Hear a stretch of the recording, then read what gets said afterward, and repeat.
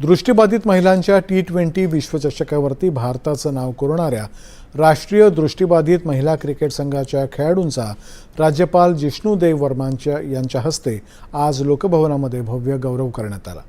यावेळी संघाच्या प्रेरणादायी प्रवासावर आधारित देख ले इंडिया या माहितीपटाचं विशेष प्रदर्शनही पार पडलं।